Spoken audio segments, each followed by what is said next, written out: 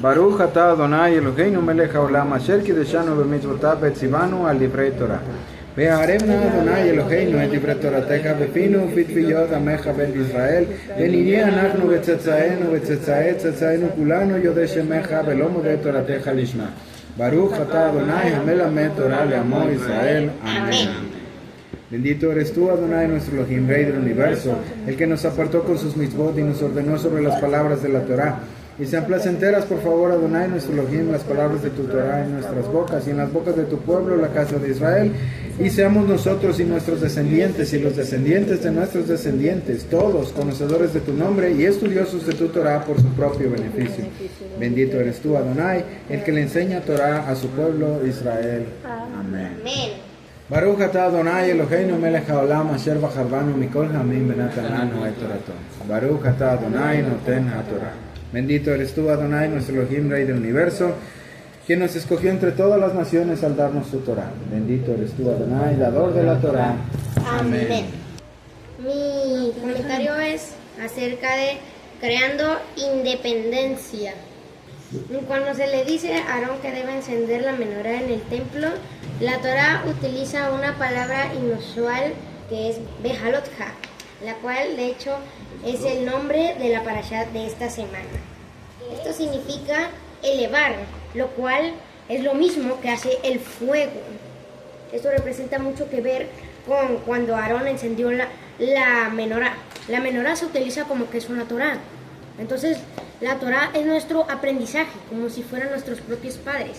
Entonces, al aprendizaje, cuando se eleva, significa que nosotros nos elevamos de manera espiritual al aprender más acerca de la Torah. Otra cosa que dice es que un rabino explica que Aarón debía sostener el fuego cerca de la mecha hasta que ésta estuviese ardiendo por sí misma. A esto es a lo que me refiero. A cuando algo está quemándose, como dice papá, el fuego va para arriba. O sea que significa que se está elevando. Al igual que eso, nosotros también debemos elevarnos. Y con lo que les estaba diciendo de que la Torah es como alguien que nos enseña, un rabino o un maestro, el maestro pone toda su esfuerzo y garantía en hacer que nosotros aprendamos acerca de la Torah para tener más elevación como el fuego. Al igual que eso, cuando nosotros aprendemos acerca de la Torah, nuestro fuego, se podría decir, se eleva más. Mientras más aprendamos, más nos elevamos. Me gusta tu comentario de la elevación. Muy bien. El mío va relacionado con algo de la elevación, pero no exactamente, sino con el entusiasmo. Algo así, pero diferente. Algo así, pero diferente. El entusiasmo es algo que nos cuesta a muchos de nosotros, que por ratos, incluso cuando nos llegamos a levantar de la cama, llega a ser difícil el hecho de sentirse con la misma emoción y con la misma alegría al hacer algo que ya hicimos repetidas veces. Cuando leemos la Torah de esta semana, en una parte habla sobre Aarón que tenía que ir a encender todos los días la menorá y que tenía que mantener su fuego encendido. En la parashá lo dice así como si no fuera... no lo leemos con la importancia que debería, ya que es algo de que tendría que hacer Aarón repetidas veces. Algo que seguramente en algún punto, como a todos los seres humanos, le llegaría a cansar o le llegaría a ser repetitivo. Los seres humanos somos personas que no podemos estar haciendo lo mismo una y otra vez o nos fastidia. Sin embargo, dicen los sabios que Aarón siempre que iba a encender la menorá lo hacía con el mismo humor, lo hacía con el mismo entusiasmo todos los días, con esas ganas de ir y de cumplir algo que el Eterno le había dicho que hiciera. De la misma manera nosotros debemos de seguir esos pasos que hizo Aarón, esforzarnos por cada día, seguir con el mismo entusiasmo de adorar al Eterno, de exaltar al Eterno, de estar siguiendo su camino. Incluso veces, como por ejemplo hoy que me pasó, por eso te decía lo de que siempre que vemos una parashá, algo de que voy a decir me pasa. Hoy me pasó que cuando me quedé dormido, que no quería volver a levantarme, no tenía ganas. Luego me acordé de lo mismo, de lo del entusiasmo, y fue cuando dije, estoy haciendo algo malo, tengo que comportarme como tal por el día que es. Cada vez que nosotros nos sentimos caídos, que sentimos que no podemos más y que sentimos que no nos dan ganas, tenemos esa flojera. debemos de intentar recordar cómo es que nos sentíamos la primera vez que lo hicimos, esas ganas de querer hacerlo, poner una sonrisa en nuestro rostro y hacerlo, y más si son cosas que involucran al Eterno, cosas sagradas, cosas que deberíamos de hacerlo todos los días, con ese entusiasmo y con esa misma devoción. Bien, esta parashá es la parashá Behalot Ha, y debo hacer el recordatorio porque todas estas parashot que están en el libro de Bamidbar son para que nosotros podamos estar conscientes de que tenemos que hacer algo cuando estamos en el desierto. Que en el desierto, que es el libro de Bamidbar, en el desierto está nuestra oportunidad para que nosotros podamos brillar. En el desierto está nuestra oportunidad para que nosotros podamos tener más luz. En el desierto está la oportunidad para que nosotros podamos acercarnos más al Eterno y nuestra alma pueda estar realmente donde quiere estar o donde necesita estar, que es más cerca del Eterno. Entonces, esta parashá de Behalot Ha, que sí, como ya lo dijo Abdel, esa palabra viene de una raíz que es elevar. El sentido de esa palabra es elevar. No es colocar, como se traduce o como está traducido en esta parashá. No es cuando enciendas, sino la palabra Behalot Ha es cuando eleves. Entonces, ya vimos todo aquello que tiene que ver en el libro de Vayikra, vimos todo aquello que tiene que ver con nosotros haciendo la función de Kohanim, haciendo la función de sacerdotes. Todo aquello que tiene que ver con nuestra dedicación, con nuestra función, con el sacerdocio, con nuestra función en cuanto a las diferentes prácticas que se tenían que hacer dentro del Mishkan, y que cada una de las prácticas tiene una representación específica espiritual en nuestra vida, y que no son solamente prácticas que sí se hacían en el templo, se hacían en el Mishkan, y alguna vez lo llegaron a hacer los sacerdotes en este mundo físico, sino son cosas que tienen un trasfondo más allá espiritual, a algo que nos afecta a nosotros en nuestra vida práctica común y en nuestra vida práctica diaria. Y una de esas cosas que nos afecta todos los días, o que todos los días tendríamos que estar haciendo, así como se hacía en el Mishkan constantemente. En el Mishkan, por ejemplo, vamos a hacer una especie de recuento. Todos los días, en la mañana y en la noche, se ofrecía un corbán. ¿Cuál era el objetivo de ofrecer 2 corbanot al día? Elevar. Sí, de alguna manera sí, pero el objetivo de que 2 se hagan en un solo día, siempre lo hemos repetido, el 2 a 1, 2 a 1, 2 a 1, sí, habla constantemente de el llevar la fragmentación, nuestro mundo fragmentado, llevarlo a una unidad. Entonces, ofrecer esos 2 korbanot, parte del servicio que se ofrecía. ¿Qué propósito tenía el que nosotros hiciéramos un corbán en el Mishkan? Sacrificar. ¿Para qué? Pero para qué sacrificar. Sí, y por eso lo dije de esa forma. No dije cuál es el propósito de los sacrificios, dije cuál es el propósito de los korbanot o del corbán. El propósito de un corbán es acercarnos, no sacrificar algo que nos duela, algo que nos cueste y algo que no queremos hacer, sino que hagamos un puente para acercarnos a la luz del Eterno.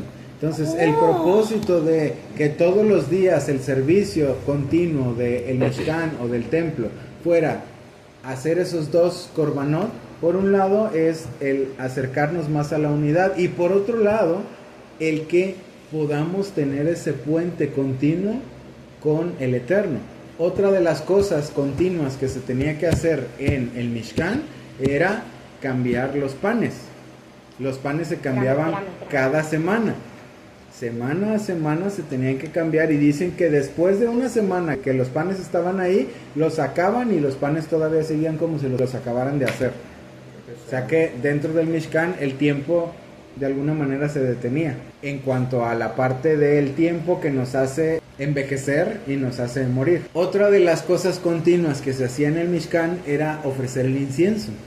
El incienso también era la parte, y ya lo vimos, la parte de la conexión de nuestras oraciones y de nuestra conexión espiritual, que constantemente tiene que estar dentro de nuestro tabernáculo. Y por último, no por último, porque también se hacía la parte donde entraban pero solo una vez al año. Esa no era una parte continua, donde se entraba a rociar el arca, el propiciatorio, donde se entraba a rociar la sangre para el perdón de los pecados una vez al año. Pero, ahora sí vamos a la parashá de hoy. Una de las cosas que se hacía todos los días era encender la menorá, o que la menorá siempre estuviera encendida. Ok, entonces estábamos hablando de todo lo que era un servicio continuo dentro del Mishkan, todo lo que era un servicio continuo dentro del tabernáculo. Y por último es esta parte de Bejalotja, que es la parte donde se tienen que encender todos los días la menorá. La parte donde todos los días tienen que encender la luz, la parte donde todos los días tiene que mantenerse encendida la lámpara. Cuando vimos la parte de la menorá, que era dentro de muchas cosas, porque la menorá ejemplifica muchísimas cosas, ejemplifica así la Torah por un lado, ejemplifica el Mesías también, ejemplifica la unidad, ejemplifica muchísimas cosas, ejemplifica Seir Ampim también, ejemplifica el traer luz a este mundo. Muchas cosas que ya la vimos la mayoría de esas cuando tocamos el punto en Shemot, cuando el Eterno le dice a Moshe que haga la menorá de una sola pieza y todo lo demás. Pero lo que en esta parashá, en Bejalotja, se va a tocar de la menorá es la parte donde se enciende, es la parte donde, como dice la misma palabra de Bejalotja, es donde se eleva. Y la parte de la elevación es esa parte que tiene que ver con nuestra conexión espiritual. Todo el tabernáculo en sí tiene que ver con una conexión espiritual. Pero la parte que tiene que ver con la menorá es la parte donde se tiene que vertir aceite dentro de los depósitos de la menorá para que el fuego sea encendido y para que el fuego se mantenga encendido. Entonces, cuando hablamos de la parte del aceite, hablamos justo de esa parte en la que en el desierto tenemos la oportunidad de ser machacados, tenemos la oportunidad de ser oprimidos, tenemos la oportunidad de ser presionados. ¿Recuerdan ustedes cuando hablamos acerca de la primer prensada? ¿De cuál era la primer prensada de la...? Sale todo el aceite, las uvitas. No. No todo, las primeras gotitas. Sí. Las más puras. ¿Y cómo es que se hace la primera prensada de las...? Poniendo todo entre todos, o sea, pones todas las de estas y el peso de las propias las vas susurrando y vas sacando la primera gotita. Exactamente, eso es exactamente lo mismo que sucede en nuestra vida para que nosotros tengamos aceite, el aceite puro que se necesita para encender, en este caso nuestra menorá, para encender en este caso nuestra vida. ¿De dónde sale ese aceite? De sufrimiento. Sí, pero de nosotros mismos. Ese es el punto, que la primer prensada, las primeras gotas que salen de la oliva, no son gotas de una prensa artificial, sino son gotas de la misma prensa, del mismo peso, de la misma fruta o de la misma oliva, es de donde salen esas gotas. O sea, uno mismo. Y vamos a la parte de nuestro propio Satán, nosotros mismos y nuestra propia naturaleza dual, nuestra propia naturaleza de inclinación a lo bueno y de inclinación a lo malo, eso mismo dentro de nosotros mismos hace que salga el aceite necesario para que se encienda nuestra vida espiritual. Ahora, el punto de el inicio de esta parashá que dice que Moshe le tiene que decir a Aarón cuando eleve la luz, cuando eleve las lámparas, las 7 que tienen que dar luz hacia adelante, que tienen que dar luz hacia el frente, esa parte en la que se tiene que elevar es una parte muy similar a cuando el Eterno da la ordenanza de que el fuego del altar, donde se hacían los sacrificios, donde se ofrecían los korbanot, siempre tenía que estar encendido. Y dice ahí que para el fuego de todas las demás cosas se tenía que tomar fuego del altar. O sea que para encender esta menorá se tiene que tomar también fuego del altar. El fuego del altar, ¿con qué estaba compuesto? De la parte natural y la parte espiritual. De la parte natural y de la parte sobrenatural. ¿Por qué? Porque era un fuego que los Kohanim encendían, y posteriormente al encendido del fuego, y eso ya lo leímos y lo vimos en alguna parashá, la parte que tiene que ver con la menorá, que es la parte de la luz, que como ya les había comentado, dentro del Makom Kadosh lo único que iluminaba, o sea, fuera de la menorá, no había luz de ningún tipo. Por lo tanto, si alguien entraba al Makom Kadosh y la menorá estaba apagada, no se veía nada, literalmente.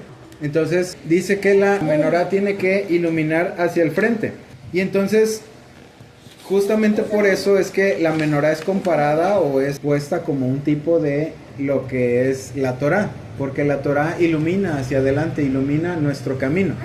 Pero yendo al punto de dónde se traía el fuego, de dónde se traía o de dónde se encendía la menorá, de el altar, de ese fuego natural que nosotros encendemos y ese fuego sobrenatural que el Eterno pone, de ahí era donde se tomaba para encender la menorá.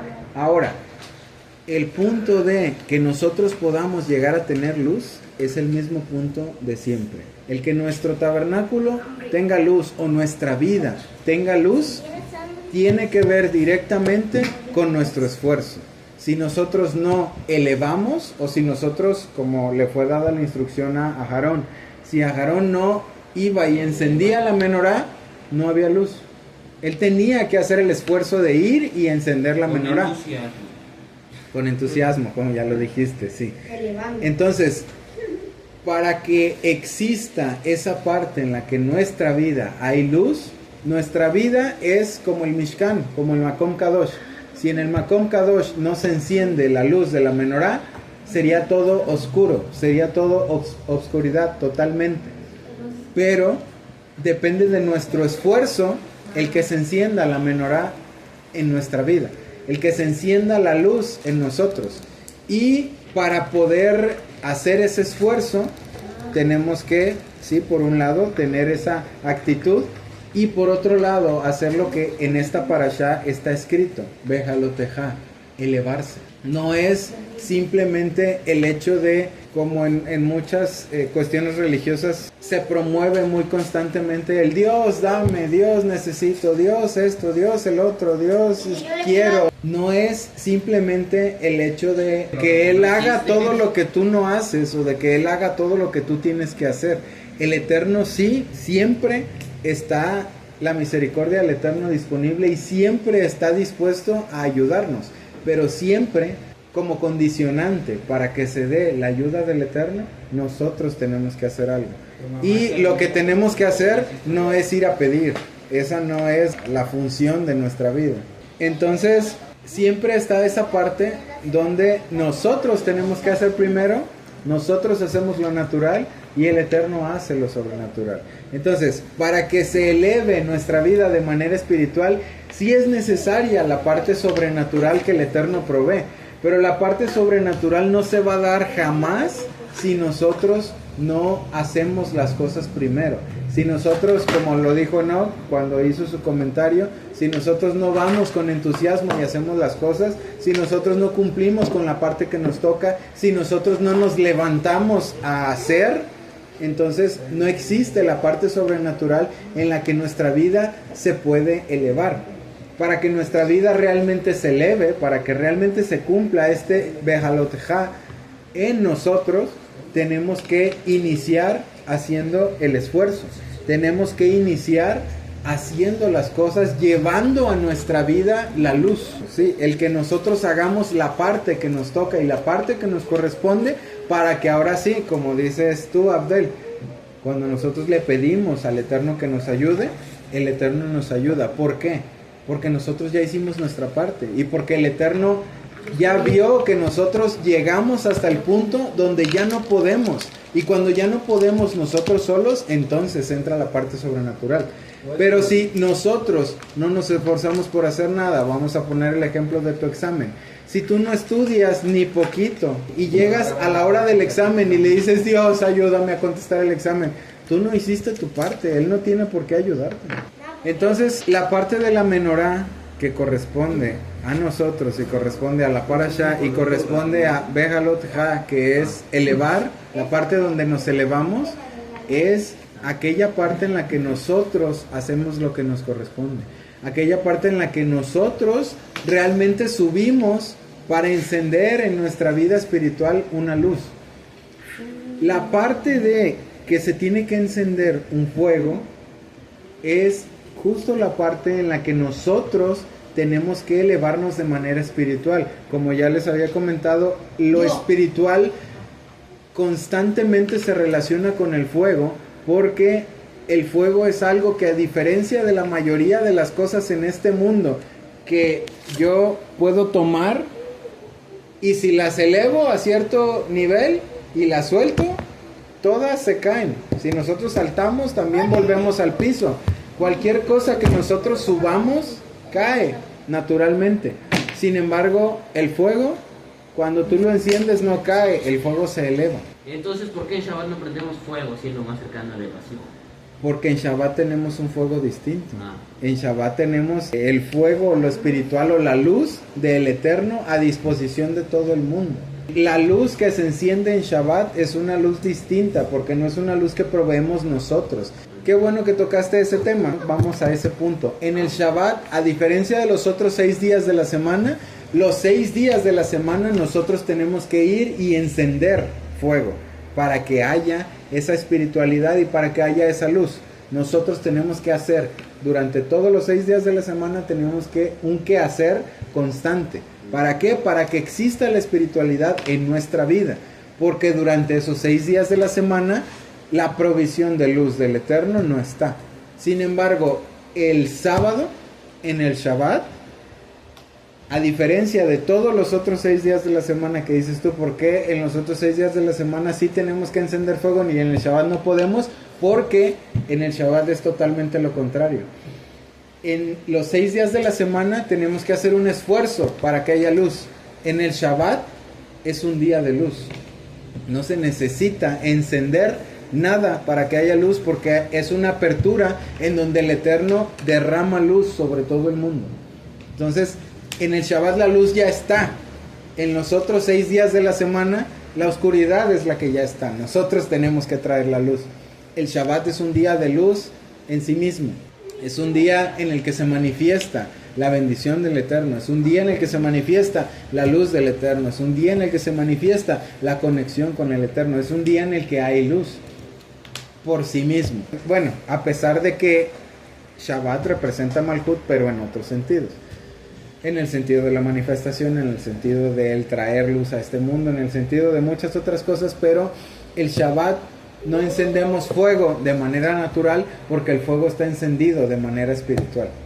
Y es una constante, Shabbat tras Shabbat, cada Shabbat. Por eso es que buscamos llenarnos en el Shabbat de lo que el Eterno pone a disposición de todo el mundo, porque solamente si nosotros hacemos el esfuerzo de llenarnos en ese día de todo aquello que el Eterno tiene a disposición de todos, entonces podemos durante los otros 6 días traer luz a nuestra vida, a este mundo, con nuestro trabajo, con nuestro esfuerzo, de la luz que nosotros captamos en Shabbat. Vamos a poner el ejemplo como el del agua. Los 6 días de la semana son como tener una llave de agua que está chorreando agua continuamente. Durante los 6 días de la semana, si es que podemos captar algo de agua de esa llave que está constantemente chorreando. Pero el Shabbat no es como una llave donde está chorreando agua. El Shabbat es como una cascada donde cae una exageración de agua y tú puedes ir a agarrar agua de esa cascada que está cayendo. No es una llavecita en la que cae agua y cae medida. Por poner un ejemplo, los 6 días de la semana son así. Es una llavecita donde sí podemos tener luz, pero no se compara con el Shabbat. En el Shabbat ahí sí hay una cascada de luz. Está a disposición de todo aquel que quiera tomar, de todo aquel que quiera venir, de todo aquel que quiera aprovechar toda esa bendición que el Eterno pone en Shabbat. Bien, entonces para concluir esta parte que tiene que ver con la menorá, esa espiritualidad, ese fuego que se tiene que encender, esa parte que nosotros tenemos que hacer, es una parte continua, una parte constante. Aarón lo tenía que hacer día tras día, los 7 días de la semana, porque siempre tenía que estar iluminado para todo el servicio que se tenía que hacer dentro del Makom Kadosh.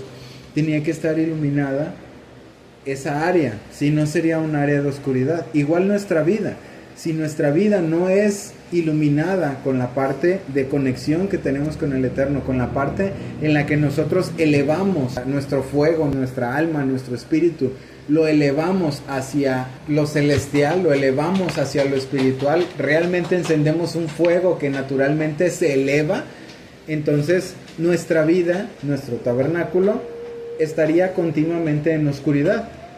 Y si nuestro tabernáculo está continuamente en oscuridad, no hay servicio. Y si no hay servicio, no hay conexión con el Eterno. Y si no hay conexión con el Eterno, es un círculo vicioso que está muy largo. Entonces, esta parte donde dice la palabra Behaloteja, cuando eleves, es cuando nosotros nos elevemos. Cuando nosotros hagamos el trabajo de elevación espiritual que tenemos que hacer para que nuestra vida tenga esa luz, para que nuestra vida tenga esa conexión. La luz la provee siempre el Eterno, pero nosotros podemos iluminar, como dice la menorá, que tenía que hacer la menorá hacia el frente.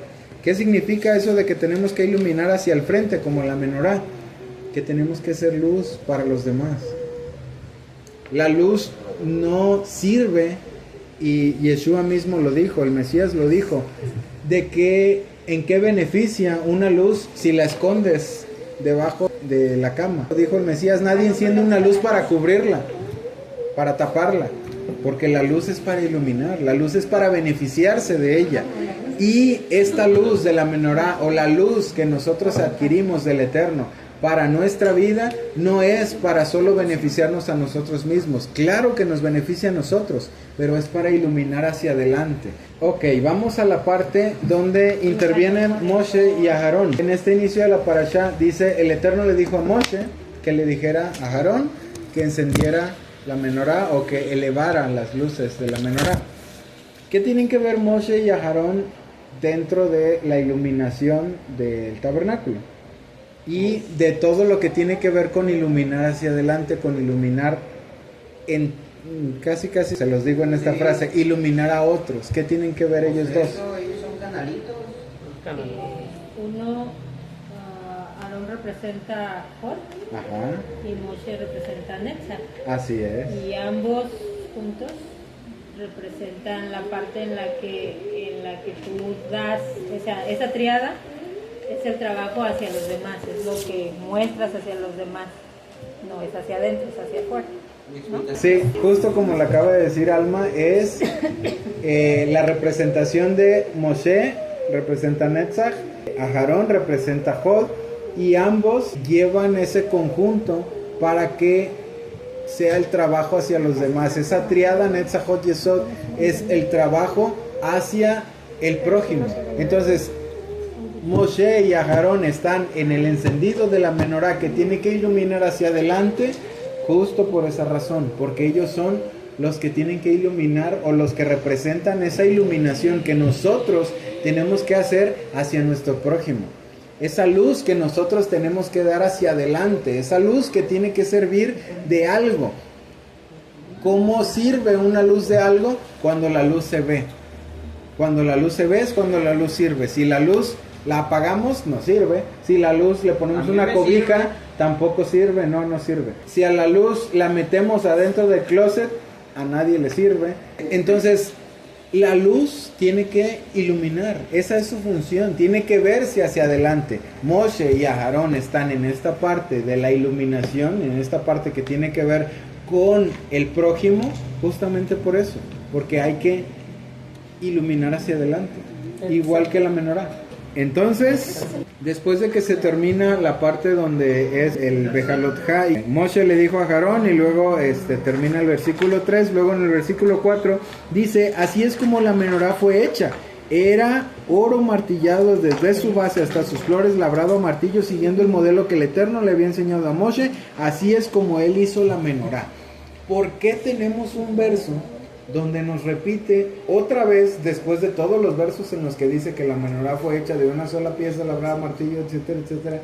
¿Por qué tenemos un verso donde nos repite otra vez cómo fue hecha la menorá? Porque es importante. Porque Definitivamente sí. La Torah no pone cosas nada más porque la sí. pregunta? ¿Por qué tenemos un verso después de la parte de Bejalotja de que se eleve, de que se haga, de que ilumine, de que todo lo que les acabo de decir hace un rato.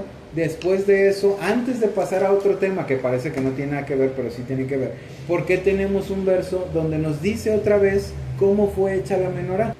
Para que podamos crearla, formarla, forjarla dentro de nosotros. A través de la menorá es que se enciende la vela. Sí, a través de la menorá es que se enciende la luz, pero a este punto la Torá ya nos ha dicho más de una vez cómo está hecha la menorá. Ya sabemos cómo se hizo la menorá. Pues para que ¿Por nos lo qué? aprendamos. Porque es que lo repite, sí, pero cuando la Torá repite algo, no lo repite por casualidad. Porque es muy importante saber cómo se creó la Torá. La menorá. Sí, por un lado es importante saber cómo se creó la menorá, pero el punto principal, y tienen que remontarse a la parashá donde vimos a la parte de la menorá. Hago el comercial, si no se acuerdan, ahí están los videos en YouTube. Es que porque era una sola pieza, y tienes que ser uno, pero Por no ahí sé va. si por ahí va la- tengo que, es una representación del Mesías, porque él dice, yo soy la luz del mundo. Uy, no, pero También sí. porque es un instrumento de 7 brazos, que es un círculo perfecto y siempre debía dar luz. Y eso dijo el Padre y yo somos uno, haciendo remembranza a lo que es del Mesías. La menorá es una sola pieza, es una unidad. La única luz que había en el tabernáculo era la menorá, y dice que esa luz iba a dar hacia adelante. Y lo relacionaste con la palabra, la Torá, lámpara a mis pies en palabra y lumbrera mi camino. Bueno, esta parte donde dice que la menorá está labrada a martillo, siguiendo los modelos que el Eterno le ordenó, labrada a martillo, y hace la especificación desde su base hasta sus flores, todo fue labrado a martillo. Las flores eran toda la, o sea, desde la parte de abajo hasta la parte de arriba, todo era labrado a martillo. Sí, por un lado tiene que ver con la unidad que tenemos que tener tanto en nuestra vida como la unidad que tenemos que tener con el Eterno. ¿Por qué? Para que nosotros iluminemos, tiene que haber una conexión con la luz. Si nosotros no tenemos esa luz, como ya lo dijimos hace rato, esa luz sobrenatural por medio de la cual es encendida la menorá, entonces no podemos iluminar, no podemos dar luz. Eso es tocante a la unidad. Ahora, tocante al punto de labrada a martillo desde su base hasta sus flores, o desde la parte de abajo hasta la parte de arriba, es esa parte donde nosotros tenemos que moldearnos literalmente por medio del sufrimiento. Somos moldeados o somos labrados a martillo, o somos amoldados a lo que tenemos que ser en base a lo que nos toca padecer. Y que cada una de las experiencias que nosotros pasamos de padecimiento en realidad son para nuestra vida una bendición si nosotros hacemos el trabajo que nos corresponde en cada una de ellas. Porque bien se pudo haber hecho una menorá labrada a martillo, pero que pudo haber quedado mal, o que pudo haber sido hecha de una manera errada. En ese sentido, ¿qué sería nuestra vida? Cuando nosotros tenemos la oportunidad o tenemos el sufrimiento, que el sufrimiento en realidad es una oportunidad, es para que nuestra vida pueda ser moldeada en el aspecto justo en el que tiene que ser moldeada. Porque si hay algo que ninguno de ustedes me va a dejar mentir, es que cada una de las cosas que nosotros consideramos como un padecimiento está hecha a un molde perfecto para nosotros. A otra persona esa misma situación no le representa en ningún sentido lo mismo que a nosotros. Esa misma situación con esa misma persona, de esa misma forma, en ese mismo entorno, en ese mismo orden de sucesiones, no le representa probablemente nada a otra persona, porque cada situación en la que hay martillo para nuestra vida, en la que tiene que ser moldeada nuestra vida en algún sentido, está hecha a medida, está hecha de manera perfecta para nosotros y para nadie más. Entonces, esa parte donde desde nuestra base, o sea, desde que nosotros nacemos hasta que nosotros morimos, desde nuestra base hasta el término de nuestra vida, la menorá, lo que da luz en nosotros, tiene que ser formada a martillo. Tiene que ser moldeada por cada una de las diferentes situaciones que acontecen en nuestra vida. ¿Para qué? ¿Cuál es la finalidad de que la menorá haya sido hecha a martillo y de una sola pieza? Que podamos llegar a tener unidad con el Eterno para que podamos llegar a ser luz. Esa es toda la finalidad de que nuestra vida sea como la menorá y que seamos labrados a martillo. Que nuestra vida pueda servir, pueda ser útil para iluminar hacia adelante. Esa es la función de la menorá, iluminar. Pero no solo iluminar todo, sino iluminar hacia adelante. Esa es la función de nuestra vida, y por eso todo el trabajo, y por eso todo lo que tenemos que pasar, y por eso cada situación que tenemos que padecer, como si fuéramos labrados a martillo, literalmente, desde nuestro inicio de nuestra vida hasta nuestro término, porque la función es que nosotros tengamos esa conexión con el Eterno para traer luz a este mundo y que iluminemos hacia adelante. Muy bien, entonces ahora vamos a cambiar de tema, porque el Eterno le dijo a Moshe otra cosa. El Eterno le dijo a Moshe: toma de entre los Leviim, los hijos de Israel, y purifícalos. Así es como los vas a purificar. Rocía el agua de purificación sobre ellos. Haz que se rasuren todo su cuerpo con una navaja, y haz que laven sus ropas y se laven a sí mismos. Entonces ellos tomarán un novillo con su ofrenda de grano, la cual será de harina fina mezclada con aceite de oliva, mientras tomas otro novillo para una ofrenda de pecado. Presentarás a los Levín frente del tabernáculo del testimonio, los reunirás a toda la congregación de los hijos de Israel. Presentarás a los Levín delante del Eterno. Los hijos de Israel pondrán sus manos sobre los Levín, y Aarón ofrecerá a los Levín delante del Eterno como ofrenda mecida de los hijos de Israel, para que ellos puedan hacer el servicio del Eterno. Ok, vamos a esta parte de los Levín, donde se toma a los Levín, y que no me acuerdo qué parashá, donde vimos acerca creo que donde vimos acerca del leproso. Sí, sí me acuerdo.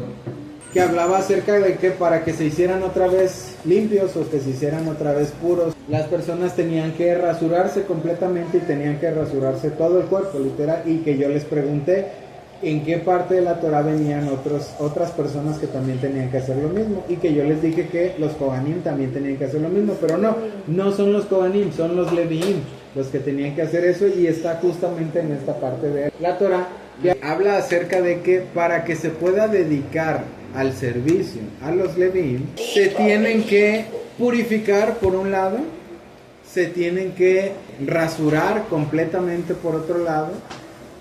Purificar con agua, la primera, rasurar completamente, y después tienen que ofrecer sus korbanot por pecado. Y ahorita vamos a tocar todos y cada uno de esos puntos. Para empezar, la parte en la que tienen que hacer tevilá. ¿Por qué se tienen que hacer tevilá? ¿Cuál es la representación? Sí, Pues sí, literalmente es eso que acaban de decir, purificación. Sí, pero purificación ¿en qué sentido? Como ya les he dicho más de una ocasión, el hecho de que te sumerjas en una alberca, o que te sumerjas en un río, o que te sumerjas en cualquier lugar, no hace que automáticamente salgas limpio, ni espiritual ni físicamente. Yo sé, pregúntame.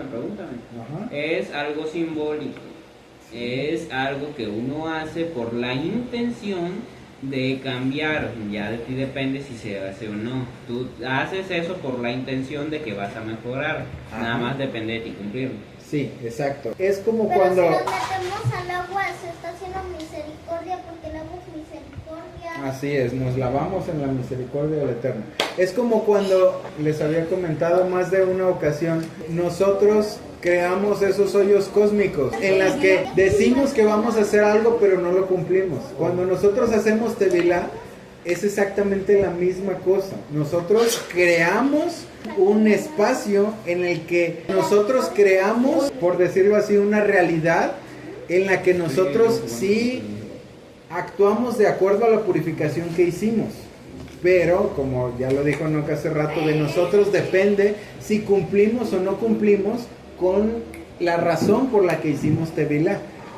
El hacer tevilá es una aspiración a Una buena conciencia. sí, una buena conciencia, una determinada actitud, una determinada forma de hacer o de vivir. Entonces, nuestra vida, cuando hacemos tevilá, en el caso del sacerdocio, no, en el caso de los que eran los que servían a los Kohanim, muchos de la familia de Leví tenían diferentes quehaceres dentro de lo que era el Mishkan o dentro de lo que se ocupaba en el tabernáculo. Por ejemplo, los Leviim, había Leviim encargados de todos los rebaños que servían para el sacrificio de todos los días, que es un sacrificio que ya mencionamos. El sacrificio de la mañana y de la tarde era un sacrificio que se tenía que hacer continuamente y no se tomaba ese sacrificio de las ofrendas o los korbanot que traía el pueblo.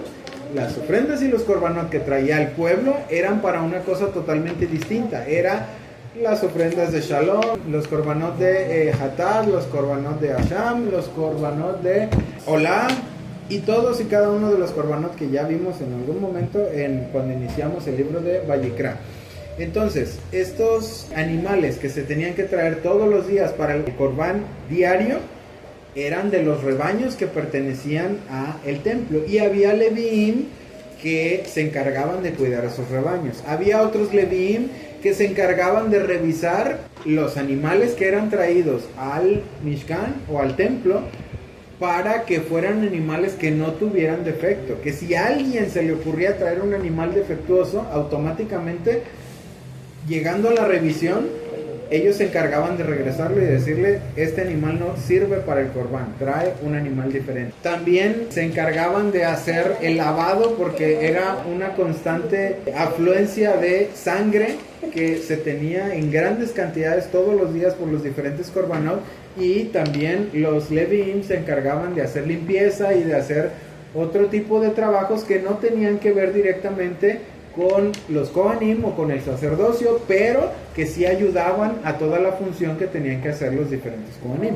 Entonces, todas esas funciones que los Leviim hacían, que no eran directamente funciones del sacerdote o de los sacerdotes de los Kohanim, eran funciones que se tenían que hacer para el Eterno, o sea, era el servicio para el Eterno. Y como se los ejemplifiqué en más de alguna ocasión, la parte de los 3 círculos de los cuales estaba compuesto el campamento, que era en el centro el Mishkan, alrededor del Mishkan los Leviim, y alrededor de los Leviim todo lo demás del campamento. Esos 3 círculos ya les dije qué representan cada uno y para qué sirven cada uno. En el caso de los Leviim que servían dentro del Mishkan tenían que ser consagrados de alguna manera, igual que los Kohanim. Para empezar, la consagración consistía de una tevilá. La tevilá, que es crear un espacio que tú tienes que ir a llenar. En pocas palabras, yo tengo la aspiración de servir de cierta o cual manera, y cuando hago tevilá creo ese espacio que yo tengo que ir a llenar posteriormente con mi servicio, con mis actos físicos. Algo que hice de manera espiritual, posteriormente lo tengo que ir a cubrir con mis actos físicos. Eso por un lado, para poder llegar a ser servidores o para poder servir dentro del Mishkan. Como segundo punto, era la parte donde se tenían que rasurar completamente. Cuando hablamos acerca del pelo, que les dije, el pelo tiene 2 representaciones principales dentro de la Kabbalah, que es, ¿cuáles son? Escucha. Ajá, son un receptor tanto de energía como de juicio.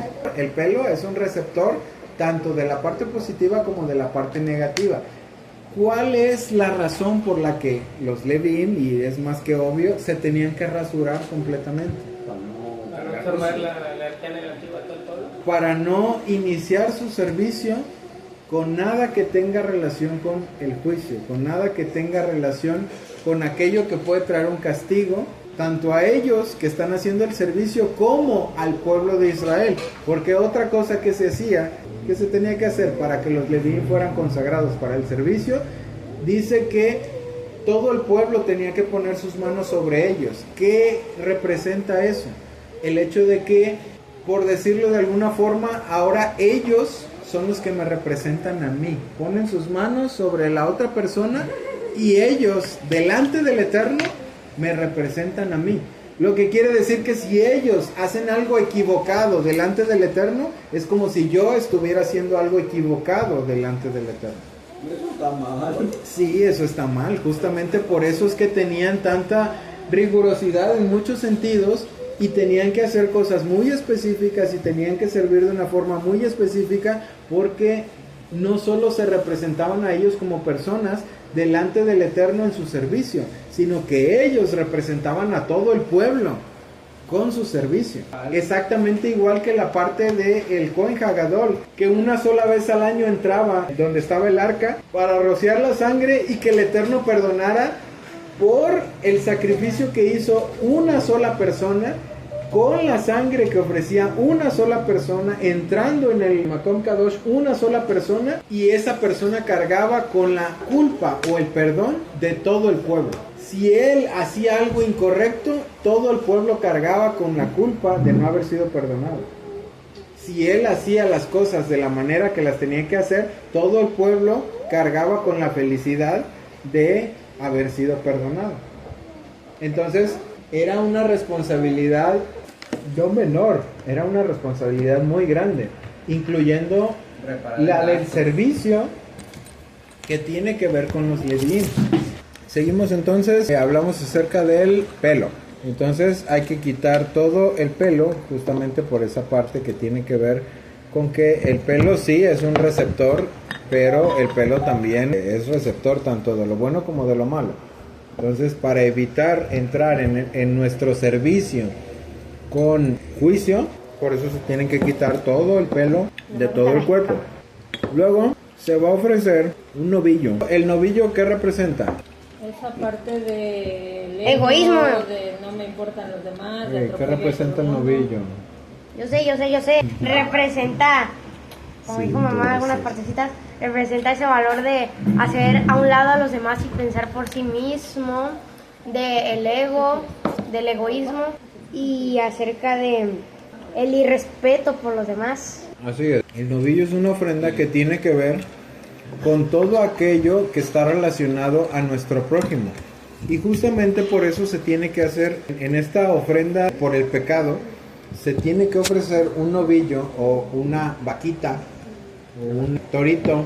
Se tiene que ofrecer porque la representación de este animal tiene que ver con todo aquello que nosotros hacemos hacia el prójimo. Entonces, un leví que va a servir en el tabernáculo, que va a servir en el Mishkan, tiene que servir no para su propio beneficio, sino tiene que servir para beneficio de los demás. En ese sentido es que tienen que hacer su servicio liberándose de todo aquello que un novillo representa, de todo aquello que un toro representa, de todo aquello que una vaca representa, que es su propia comodidad por encima de todo lo que tiene que ver con mi prójimo. O sea, yo prefiero, como novillo, como toro, como vaca, yo prefiero mi comodidad y los demás no me interesan.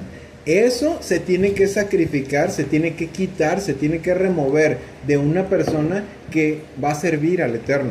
¿Por qué? Porque la principal razón, y esto sí está ligado con la menorá, ¿cuál es la principal razón de la menorá? Iluminar hacia adelante. Iluminar. Entonces, iluminar hacia afuera, hacia el prójimo. ¿Cuál es la principal actividad de un leví? El que su servicio sirva para otras personas, no para sí mismo. Él va a servir para otras personas. Entonces tiene que dejar de lado, o tiene que sacrificarse, o tiene que quitarse el aspecto que tiene que ver con el novillo, con el toro, para dejar de ver por sí mismo y empezar a ver por los demás. Otra ofrenda que se tenía que ofrecer es la ofrenda del Corbán de Minjá. ¿Qué representa el Corbán de Minjá? Te va a decir que al igual, que es lo mismo que cuando tú nos enseñas acerca de la Torá, sobre esta parashá y sobre las demás parashás que nos has enseñado. No piensas en ti mismo acumulando esa luz nada más para ti, sino que la compartes hacia con nosotros.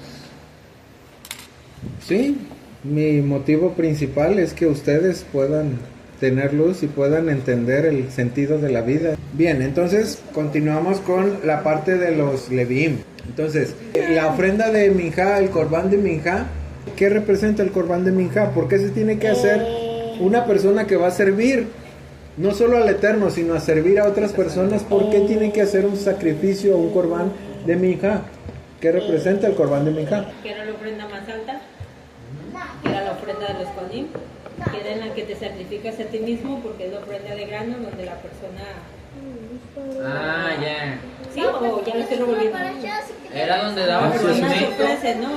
Por decir así, se ofrece a sí misma porque a través de eso ofrece su sustento, en algunas ocasiones su propio sustento. Ya el derramamiento de sangre porque baja el nivel de sangre y todo eso. Muy bien. El Corbán Minjá es el Corbán más alto, es el Corbán de uno mismo, donde uno mismo se ofrece para hacer la conexión con el Eterno. Los Corbanot, y siempre tienen que verlo de esa manera, cada uno de los Corbanot que están puestos en la Torá representan algo, y cada uno de los Corbanot, su principal función es volver a conectarnos con el Eterno, volver a acercarnos al Eterno. Cuando nosotros transgredimos algo que está escrito en la Torá, nosotros decidimos alejarnos del Eterno. Cuando nosotros hacemos algo contrario a lo que el Eterno es o lo que el Eterno representa, nos alejamos del Eterno. Sin embargo, cuando nosotros hacemos conforme a lo que el Eterno haría, que en este caso una de sus principales actitudes del Eterno o de sus principales actos es el dar, Él continuamente está dando. Cuando nosotros damos, nos parecemos más al Eterno. Cuando nosotros damos, nos acercamos más al Eterno. Cuando nosotros damos, tenemos una conexión más cercana con el Eterno. Cuando está el Corbán, cuando se traía el Corbán, la finalidad del Corbán era volvernos a acercar. ¿Por qué? Porque nuestros actos nos alejaron, o nuestros pensamientos nos alejaron, o nuestra manera de conducirnos nos alejó. Entonces, para volver a acercarnos, estaba esa provisión del Corbán. Ahora, Yeshua, el Mesías, es el que hace ese puente que nos acerca nuevamente al Eterno. Pero tiene que existir la parte en donde nosotros hacemos algo para que pueda efectuarse ese puente o ese acercamiento. Está escrito, y lo repito mucho, pero es la verdad porque así está escrito: acérquense a mí y yo me acercaré a ustedes. ¿Qué quiere decir? Que para que el Eterno se acerque más a nosotros, nosotros tenemos que hacer algo. Si nosotros simple y sencillamente decimos, es que ya tengo la provisión de salvación y ya Yeshua me salvó y su sacrificio y etcétera, etcétera. Sí, Él ya hizo esa parte donde hay un puente que no se puede romper de su parte. No puede haber alejamiento de su parte. Entonces, cuando hablamos acerca del Corbán y que el Corbán es para acercarse, en Kabbalah se dice que la distancia en el mundo espiritual no se mide por centímetros o por metros o por litros o por lo que sea, cualquier medida de capacidad, sino la distancia en Kabbalah se dice que se mide, o en el mundo espiritual se mide en cercanía y lejanía. Cuando te pareces más a lo que te quieres acercar, estás más cerca. Cuando te pareces menos a lo que te quieres acercar, estás más lejos. Entonces, cuando nosotros actuamos en contra de lo que el Eterno estableció, nosotros mismos nos alejamos del Eterno, nos alejamos de la luz. Entonces, a pesar de que el Mesías haya hecho un sacrificio y de que el Mesías haya abierto la puerta para que podamos entrar, y de que el Mesías haya hecho todo lo que se necesitaba hacer para que nosotros pudiéramos estar en conexión constante con el Eterno, si nosotros con nuestros actos decidimos alejarnos, no importa cuánto haya hecho el Mesías, el Eterno no se va a acercar a nosotros. El Eterno está en donde Él está, en el infinito eterno, y nosotros tenemos que acercarnos para que Él pueda ser más cercano a nosotros y entonces podamos recibir más luz. Si nosotros de manera voluntaria nos alejamos, el Eterno no nos va a ir a buscar. Así como el hijo pródigo, exactamente. No lo buscaron. Al hijo pródigo no lo fueron a buscar. Él vino. Él venía de regreso, y dice que cuando el padre vio que venía de regreso, entonces él fue a su encuentro. Ahí es donde se cumple esa parte de acérquense a mí, yo me acerco a ustedes. O sea, tiene que haber un acto de parte nuestra para que el Eterno actúe en correspondencia a ese acto. El punto es la parte del servicio y la parte de ese Corbán ese acercamiento, que sí, hay un puente continuo y constante provisto por el Eterno mismo a través de Yeshua. Pero los puentes tienen un punto A y un punto B. En el punto B, del otro lado del puente, está el Eterno. Yeshua está haciendo el puente y nosotros estamos acá. Si nosotros no decidimos cruzar el puente, si nosotros no empezamos a caminar hacia donde está el Eterno no va a venir hacia donde estamos nosotros. Entonces, el puente está, el Eterno está, pero de nosotros depende que podamos llegar a tener esa cercanía. ¿Cómo? Con nuestros actos, con nuestra manera de comportarnos, con nuestra manera de ser, con el cumplimiento que nosotros tenemos de la Torá, de acuerdo a lo que se nos ha revelado y de acuerdo a lo que conocemos. Porque hay muchísimas cosas de la Torá que no conocemos, hay muchísimas revelaciones que el Eterno tiene que todavía no llegamos a comprender. Pero en base a lo que comprendemos, a lo que sabemos y a lo que está escrito y que podemos llevar a la práctica, en base a eso está nuestra cercanía o nuestra lejanía con el Eterno. Volvemos a la parte de los Leviim. Todo eso lo tenían que hacer para una única cosa: el poder estar aptos para el servicio del Mishkan. Entonces, vamos a trasladarlo a nuestra vida. Todo eso que acabamos de mencionar que tenían que hacer los Leviim aplica a nuestra vida para que podamos estar aptos para poder servir al Eterno de la manera correcta, para que nuestro servicio tenga esa función de poder acercarnos al Eterno. Si nosotros no cumplimos con un servicio correcto, si nosotros no nos purificamos de la manera correcta, si nosotros no quitamos el juicio de nuestra vida, si nosotros no hacemos ese corbán, ese acercamiento, y no nos sacrificamos, por último, haciendo la mención de Minjá, a nosotros mismos, para que nuestro servicio pueda llegar a ser apto, entonces no funciona, no hay servicio, no estamos ejerciendo, simplemente somos espectadores de algo que pudiera ser, de una luz que pudiéramos llegar a tener y que no tenemos porque no nos esforzamos por tenerlo. Termina diciendo: de esta forma apartarás a los Leviim de los hijos de Israel, y los Leviim me pertenecerán a mí. Después de eso, los Leviim entrarán y harán el servicio del tabernáculo del testimonio. Tú los purificarás y los ofrecerás como ofrenda mecida, porque ellos son totalmente dados a mí entre los hijos de Israel. Yo los he tomado en lugar de aquellos que salieron primeros de la matriz, o en lugar de los primogénitos, esto es, los varones primogénitos del pueblo de Israel. Porque, como en otras escrituras lo dice, todos los primogénitos le pertenecen al Eterno. Luego habla acerca de que los Leviim van a empezar a servir a los 25 años. Bueno, van a empezar su servicio a los 25 años y se retiran a los 50 años.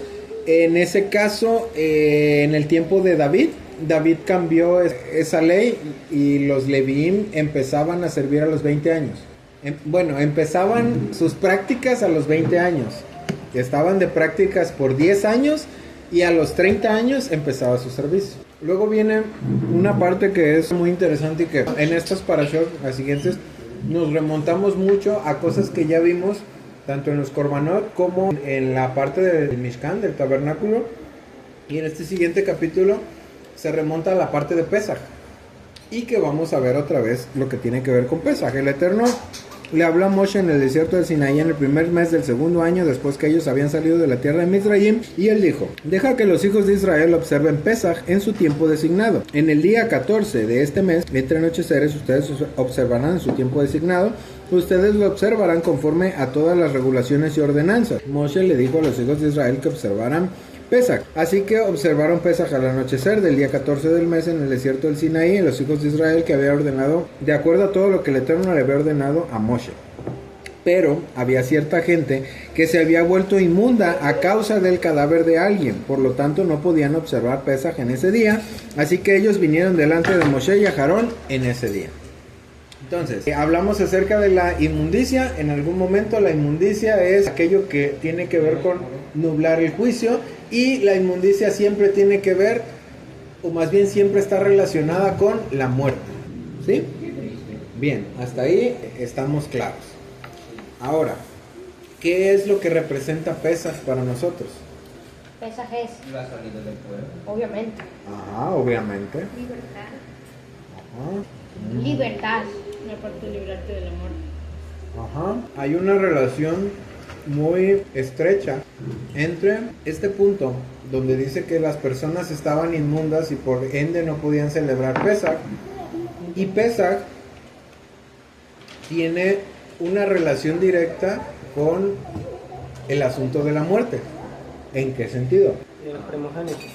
Sí, ese día fue la muerte de los primogénitos, y ese día fue el día que por la sangre del cordero los primogénitos de Israel fueron liberados. Como dice Shaul, precisamente por esa similitud y esa relación directa entre que la sangre del cordero libertó de la muerte a los primogénitos del pueblo de Israel, es que Shaul dice que Yeshua es nuestro Pesaj. ¿Por qué? Porque Él es el Cordero del Eterno que quita el pecado del mundo, y a su vez Él es el Cordero que por medio de su sangre nos libró de la muerte.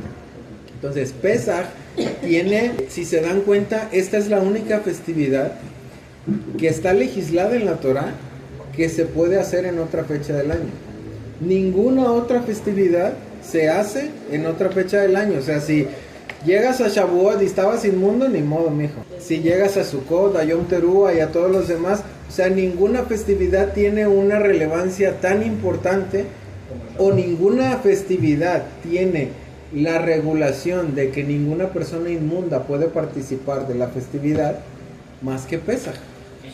¿Por qué tiene tanta relevancia la festividad de Pesaj? ¿Por qué tiene tanta relevancia esta festividad como para que se repita y sea la única festividad que sí se repite, y en la única que no se puede participar si estás inmundo o si tienes relación con la muerte? Pues por eso, de que los libertaron de la muerte. Pues sí, en algún sentido sí. Pesaj es cuando el Eterno nos liberta de la muerte. La muerte es lo que nos hace inmundos.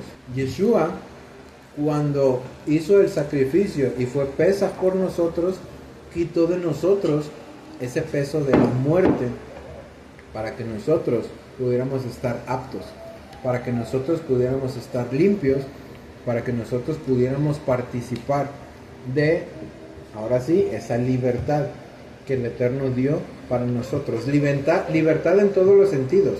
Libertad en el sentido que provee el Mashiach, que nos liberó literalmente de la muerte. ¿En qué sentido el Mashiach? Y eso sí va muy enfocado a todo lo que habla Shaul en sus diferentes cartas. ¿En qué sentido el Mashiach trajo libertad al mundo de la muerte? Porque todos aquellos que ya están muertos y creyeron en el Mashiach, vuelvo a repetir, están muertos. Entonces, ¿en qué sentido el Mashiach los libertó de la muerte? Pues, Sí, están muertos. que ahora tienen vida eterna. Es la muerte espiritual. Porque Y no ellos están creían muertos, en Dios. dice que solo duermen. Así es. Ese es el punto principal. Lo que quiero es que razonen el punto. Y la relación que tiene Pesaj con la muerte y estas personas inmundas que están inmundas a causa de un muerto y que tienen que celebrar Pesaj en una fecha distinta. ¿Por qué se tiene que celebrar Pesaj en una fecha distinta? Porque así como el Mashiach es Pesaj para nosotros y nos libertó de la muerte, es, por decirlo de alguna forma, el que no participes en la festividad de Pesaj es como si el Mashiach no hubiera hecho ese sacrificio por ti, como si no hubiera ese corbán, ese acercamiento que tiene que haber entre el Eterno y nosotros a través de lo que representa el Mashiach, a través de lo que representa la festividad de Pesaj, a través de todo lo que se da en torno a esa fiesta. Y entonces, como no participas, es como si no hubiera sucedido, es como si no hubiera pasado para ti. Es como se conoce comúnmente como un refrendo, como un volver a afirmar lo que el Mashiach hizo por ti, lo que el Eterno hace por ti, y el que puedas realmente ser librado de esa parte que tiene que ver directamente con la muerte. Entonces, volvemos ahora sí al punto. ¿Por qué es que Pesaj se celebra en una segunda ocasión? O se tiene que celebrar en una segunda ocasión por esa parte de el refrendo, y que es de suma importancia que nuestra vida sea desligada de la parte que tiene que ver con la muerte. En alguna parte de las cartas de Shaul dice aquello que tiene que ver con la muerte y el pecado, y que hace esa relación y ese puente de que el pecado o la transgresión, la desobediencia, la falta de cumplimiento a lo que el Eterno ordenó es lo que trajo la muerte al mundo, y por medio del Mashiach es que la muerte fue quitada del mundo. ¿La muerte en qué sentido? No solo en el sentido espiritual, sino la muerte en el sentido de que cuando se ha establecido el reino mesiánico y cuando el Eterno transforme todo lo decadente que se ha vuelto este mundo a como era originalmente, la parte de la muerte, como está escrito también en Revelaciones de Yohanan, en Apocalipsis, la parte de la muerte, que es lo que hace este mundo decadente, va a ser quitada. Y en Apocalipsis dice, la muerte y el Hades y el Chamuflais y todos van a ser desechados. O sea, ya no van a tener función, ya no se van a necesitar más y ya no van a existir. Ahí es donde entra esa parte que habla constantemente Shaul, donde el Mashiach quita de este mundo la muerte. Cuando se cumpla todo lo que está escrito que el Mashiach va a hacer. El día en el que el tabernáculo fue montado, la nube cubrió el tabernáculo del testimonio. Eso ya lo vimos cuando inició Vayikra. En el anochecer, sobre el tabernáculo estaba lo que parecía fuego, el cual permaneció hasta la mañana. Así que la nube siempre lo cubría y lucía como fuego de noche.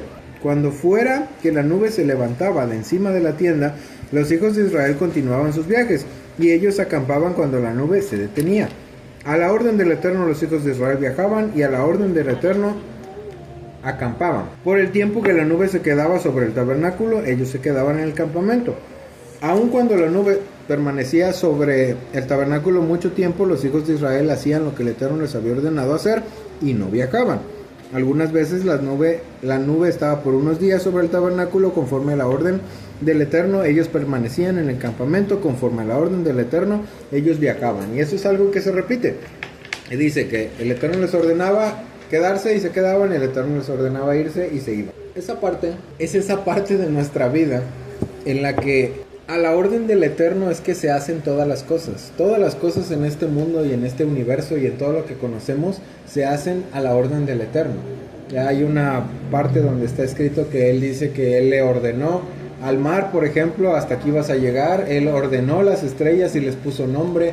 Él esto, Él el otro. Él es el que tiene en control o bajo control.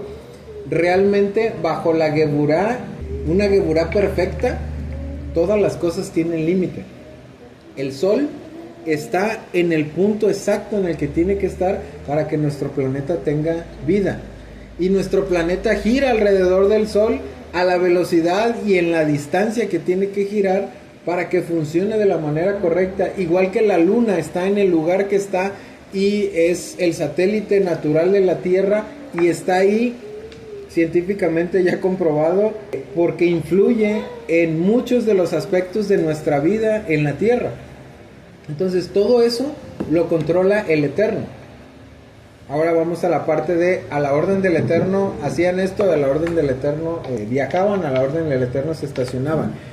Una de las partes más importantes de nuestra vida es el que podamos, que a veces es difícil, en muchas ocasiones es muy complicado, el que podamos entender cuándo el Eterno quiere que nos movamos y cuándo el Eterno quiere que nos estacionemos. ¿Por qué? Porque nuestra inclinación, tanto a lo malo como a lo bueno, son un continuo estira y afloja. Un continuo estira y afloja, un continuo yo quiero ir para acá, yo quiero ir para allá, yo quiero ir para acá, yo quiero ir para allá. Pero nuestra vida gira en torno a lo que el Eterno decide, en torno a lo que el Eterno nos pone delante, y de acuerdo a lo que el Eterno nos pone delante nosotros decidimos tanto jalar para un lado como jalar para el otro. La parte más central y la parte más importante de este asunto, donde dice que el Eterno, a la orden del Eterno se movían, a la orden del Eterno se estacionaban, es que el pueblo de Israel, así como nosotros, tenemos una guía. En el caso del pueblo de Israel era la nube. Si la nube se levantaba del tabernáculo, entonces el pueblo de Israel se movía. Si la nube se estacionaba, entonces el pueblo de Israel se quedaba.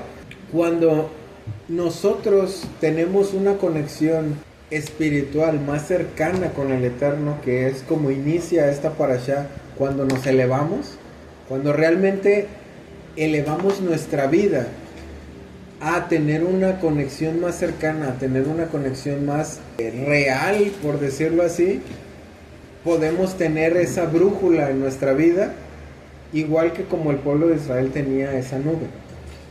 Y que a la orden del Eterno podamos hacer o dejar de hacer en muchas ocasiones, basados en una conciencia más elevada, basados en una conexión más continua, basados, y justamente por eso es que está la Torah, basados en algo más luminoso. Nuestra vida viene a este mundo a hacer luz.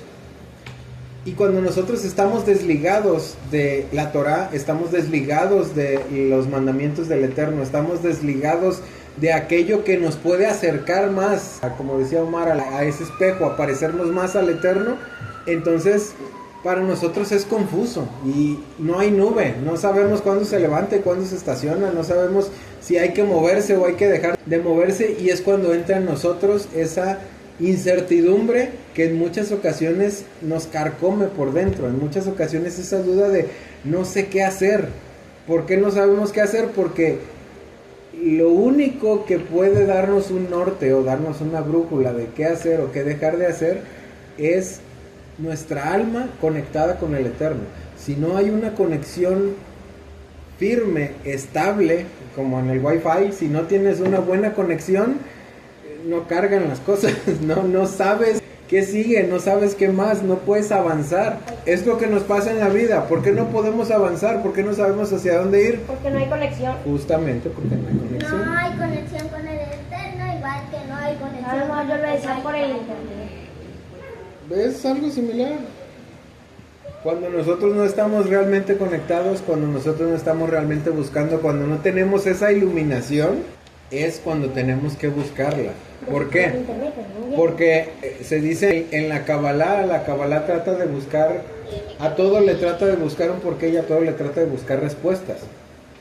¿Por qué? Porque en este mundo es el mundo de las preguntas. Este mundo es un mundo en el que queremos saber a dónde vamos, de dónde venimos, para qué hacemos esto, para qué hacemos el otro, para qué estamos aquí, etcétera, etcétera, etcétera. Dice la Kabbalah, este mundo es el mundo de las preguntas y el mundo espiritual es el mundo de las respuestas. O sea que cualquier pregunta que te puedas llegar a hacer, el Eterno tiene la respuesta a esa pregunta. ¿De dónde vengo? Entonces, cuando tú te preguntas hacia dónde tengo que ir, o si ya me tengo que empezar a mover o me tengo que estacionar, ¿quién es el que tiene la respuesta? El Eterno. Entonces, para poder responder las preguntas, hay que buscar las respuestas en el lugar correcto. ¿Dónde se buscan las respuestas? En el mundo espiritual. Y si no tienes una conexión con el mundo espiritual o con la luz del Eterno, dicho de otra manera, no puedes encontrar respuestas. Y tu vida vive constantemente en una incertidumbre de ¿y ahora qué hago? Y si hago esto y me pasa aquello, y si hago el otro y no sé qué, y si acá, y si allá, y si esto, y si aquello. Y es una vida muy agobiante el tener una vida en la que tienes total incertidumbre de todo. Es muy complicado. O en una vida en la que dudas de todo y no tienes certeza de nada. Es una vida complicada, es una vida estresante, es una vida donde no hay paz. Y parte de que tengamos la luz del Eterno en nosotros es que podamos tener paz. Eso es lo que da la paz realmente a nuestra alma, la luz del Eterno. Lo que realmente hace que nuestra alma deje de sentirse desesperada, deje de sentirse vacía, deje de sentirse necesitada, es la luz del Eterno.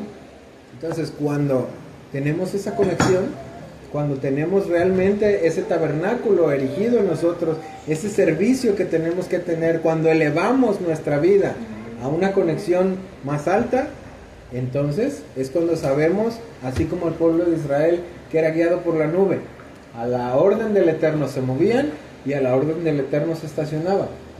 Y vuelve a repetir, a la orden del Eterno se movían y a la orden del Eterno se estacionaban. ¿Por qué? Porque es importante que todo sea en el tiempo y bajo la dirección del Eterno. Porque cuando lo hacemos a destiempo y bajo nuestra propia voluntad y nuestra propia idea, en muchas ocasiones nos equivocamos. Sigue la parte de las trompetas que tenían que ver con el llamado, tanto el llamado individual que se hacía a los líderes, como el llamado que se hacía a toda la congregación, el llamado que tenía que ver con la guerra y con diferentes sonidos, pero lo que quiero hacer relevante en este punto de las trompetas es el sonar las trompetas que se hacía, justamente en esta parashá viene, el que sonarán las trompetas sobre las ofrendas quemadas, sobre las ofrendas de Shalom y en Rosh Chodesh. El llamado de las trompetas, y también es parte de lo que Rabbi Nachman comenta, el llamado o el sonido de las trompetas es un sonido que trae liberación. Es un sonido que hace que, como dice en el Zohar, cada vez que se suena el shofar en Rosh Chodesh, ese sonido trae la liberación de las cargas que venimos arrastrando en el mes para que podamos entrar al otro mes renovados. Entonces, una de las partes más importantes y más relevantes es el sonido del shofar en Rosh Chodesh, por aquello que tiene que ver también con lo que tiene que ver Pesaj, la libertad y la liberación de la muerte, de aquello que tiene relación con la muerte, y el que nosotros podamos, volviendo al inicio de la parashá, el que nosotros podamos elevarnos. Por último, también en la parashá, y aquí vamos a terminar, habla acerca de los hijos de Israel que pidieron carne y que decían, ay, nosotros nos sentábamos alrededor y comíamos gratis y pescado. Mentira. Y nos hartábamos y ay, éramos nos adoraba y éramos tan felices siendo esclavos y nos trajeron a este desierto dándonos agua y comida gratis. No queremos. Más o menos así se oye, ¿no? Pero ellos, ¿por qué querían ser esclavos? Ni siquiera les daban pescado con fruta o uvas. Les daban una miseria. Ser esclavos, si el Eterno los libera, entonces ¿por qué no entienden? Porque así es la humanidad. Cuando Moisés y Josué se fueron, ellos no entendieron que no deberían ¿Cómo que alabar Josué? a otros dioses. Ah, Josué. Y es porque les repetían, no alaben a otros dioses. Y ellos prometiéndolo, pero nunca nunca cumplieron la promesa. Bueno, vamos a encerrar con esta parte, la parte que tiene que ver con el habla, pero con el habla negativa. Ah, lo que yo andaba diciendo, que causa zarat. Ajá. Que está ligado tanto a la parte de las codornices como a la parte de cuando Miriam y Aarón hablaron mal de Moshe. El habla, como ya lo hemos dicho en otras ocasiones, el habla es una cuestión sumamente delicada. ¿Por qué es una cuestión sumamente delicada? Les voy a decir algo que lo tenía que decir al principio de la parashá, pero se me olvidó decirlo. Pero se los voy a decir ahorita que diga lo del habla. El habla es una cuestión sumamente delicada porque con nuestra habla nosotros creamos espacios. Espacios que, si no se ocupan, se vuelven en nuestra contra. ¿Por qué? Porque no debe haber espacios vacíos. Y cuando nosotros creamos un espacio vacío, ese espacio se tiene que llenar de algo y se llena de oscuridad. Y esa oscuridad se vuelve en nuestra contra. Tiene que llenarse de verdad. No, tiene que llenarse de hechos, sí. Si yo digo que voy a hacer algo, pues lo tengo que cumplir. Exactamente. Entonces, cuando nosotros creamos un espacio vacío, ese espacio no va a quedar vacío. Lo tenemos que ocupar nosotros o se va a llenar de oscuridad. Y esa oscuridad se va a volver en nuestra contra. ¿Qué fue lo que pasó en ambas cosas que tienen que ver con el habla?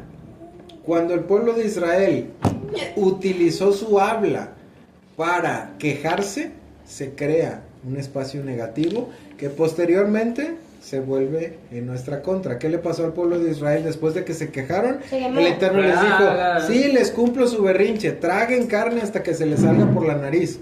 Lo dijo más bonito, no lo dijo así. ¿Y qué pasó? Dice que había tantas codornices que hubo gente que se quedó todo el día y toda la noche juntando codornices, o sea, 24 horas juntando codornices. Imagínense la cantidad de pollo que era eso. Eso Y es dice que el Eterno trajo, a través de eso trajo mortandad al pueblo. ¿Por qué? Porque si el Eterno les está concediendo lo que pidieron, les trajo mortandad.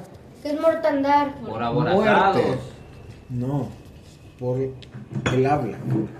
También. Porque tu habla crea espacios negativos que se vuelven en tu contra. Su queja de, ay, estábamos mejor en Egipto, ay, nos hubieran dejado allá de esclavos. Y se quejaron de eso, y entonces su queja se volvió en algo negativo para ellos. ¿Qué fue lo que les pasó? Pasó lo de la mortandad. Vamos al otro ejemplo. ¿Qué fue lo que pasó con Miriam y Aarón? Su mal habla en contra de Moshe se volvió en contra de ellos. Que no era nada más en contra de Miriam. Seguramente a Era Aarón sacerdote. le pasó algo también malo que la Sí, Biblia... después se le murieron sus hijos.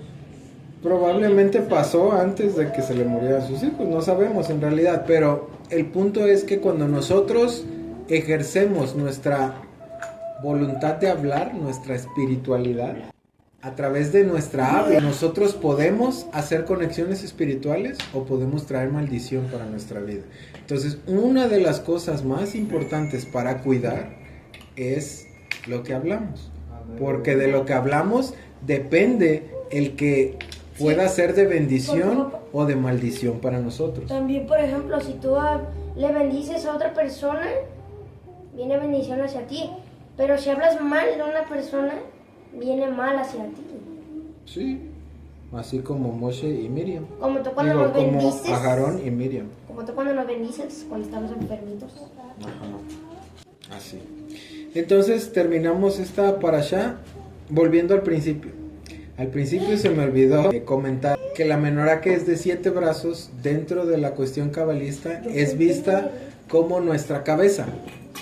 Porque nuestra cabeza tiene 7 receptores, que serían 2 oídos, 2 ojos, 2 narices y una boca. Esos 7 receptores son comparados a la menorá, y que para que nosotros podamos iluminar hay que utilizar esos 7 receptores otra vez en beneficio de las otras personas.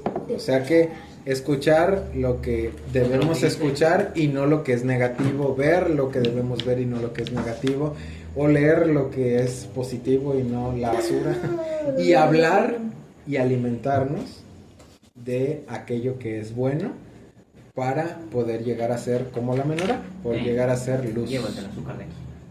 Así terminamos esta parashá, la parashá de Bejalot Ha, con la aspiración de que podamos elevarnos a nosotros mismos. Nuestro Elohim y Elohim de nuestros padres, con una buena señal comienza para nosotros estos 6 días de trabajo que vienen hacia nosotros en paz, exentos de todo error y pecado y limpios de toda transgresión, culpa y maldad, y apegados al estudio de la Torá y a las obras buenas, y agraciados con sabiduría, entendimiento e intelecto de tu parte. Anuncia para nosotros en ellos regocijo y alegría, y que no se despierte la envidia de los hombres en nuestro corazón. Nuestro Rey y nuestro Elohim, pon bendición, ganancia y éxito en todas las obras de nuestras manos, y a todo aquel que aconseje a nosotros y a tu pueblo Israel un buen consejo y un buen pensamiento. Fortalécelo, bendícelo, agrándalo y sosténlo. Cumple su consejo como está dicho, te dará a ti de acuerdo a tu corazón, y todos tus consejos realizará. Y está dicho y decretará y dirá y se cumplirá para ti, y sobre tu camino brillará la luz. Y a todo aquel que aconseje a nosotros y a tu pueblo Israel un consejo que no sea bueno y un pensamiento que no sea bueno, invalídese su consejo. Como está dicho, Adonai invalida el consejo de las naciones y arruina los pensamientos de los pueblos. Y está dicho, aconsejarán un consejo y se invalidará, planearán planes y no serán, pues de nuestro lado está Elohim. Y abre para nosotros, Adonai nuestro Elohim, en esta semana y en toda semana, puertas de luz, de bendición, de alegría, de regocijo, de gloria, de buen consejo, de canción, de placer, de bienestar, de vida, puertas de bien, de salvación, de perdón, de sustento, de aprendizaje, de alimento, de indulto, de consolación, puertas de perdón, de ayuda, de redención, de manutención, de justicia, de júbilo, de dignidad, de curación completa y de paz, puertas de reposo, de Torah, de oración, de arrepentimiento y de salvación. Como está escrito, la salvación de los justos viene de Adonai, el que los fortalece en su momento de angustia, y los ayudará a Adonai y los rescatará de los malvados, y los salvará, pues confían en él. Y está dicho, descubrirá Adonai el brazo de su santidad a los ojos de las naciones y verán todos los confines de la tierra la salvación de nuestro Elohim. Y está dicho, todos tus vigías alzarán su voz juntamente y se regocijarán, pues todos los ojos verán el retorno de Adonai a Sión. Y cumplirá para nosotros Adonai nuestro Elohim el verso que dice: cuán gratos son sobre las montañas los pies del mensajero que anuncia paz, que proclama el bien, que anuncia salvación, diciendo a Sión, reina tu Elohim. Lo primero para Sión helo aquí, y para Jerusalén un mensajero daré. Kos Yeshuot Esau Beshem Adonai Ekra. Lai lai la la la la lai lai lai lai la la la la lai lai la la lai lai lai lai la la lai. Baruch atah Adonai Eloheinu melech haolam borei peri hagafen borei peri hagafen. Amén. La la la la la la la la la. La la la la la la la la la la la la la la. Baruch atah Adonai Eloheinu melech haolam borei minei besamim borei minei besamim. Amén. La la la la la la la la la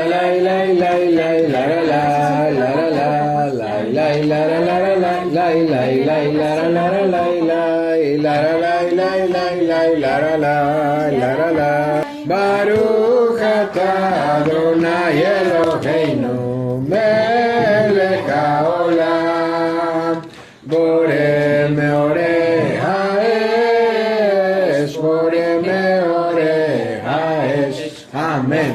La la la la la la la la la la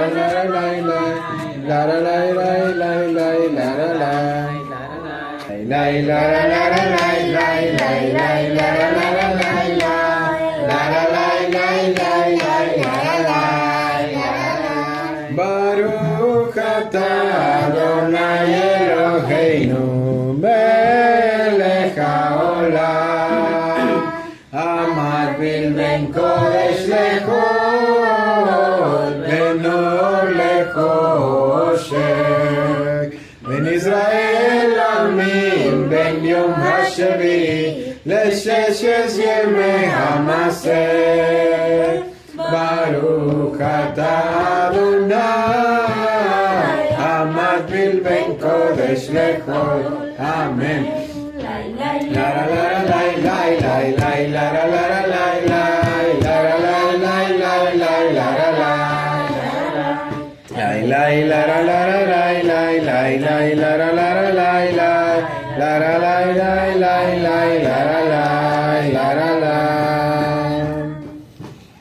Eliyahu Hanavi, Eliyahu Hatishvi, Eliyahu, Eliyahu, Eliyahu Hagiladi, Vimera Veyamenu, Yavo Eleinu, in Mashiach ben David, in Mashiach ben David, Eliyahu Hanavi, Eliyahu Hatishvi, Eliyahu, Eliyahu, Eliyahu Hagilali. Bendito eres tú, Adonai, nuestro Elohim, Rey del universo, que distingues entre lo sagrado y lo profano, entre la luz y la oscuridad, entre Israel y las naciones, entre el día séptimo y los 6 días de trabajo.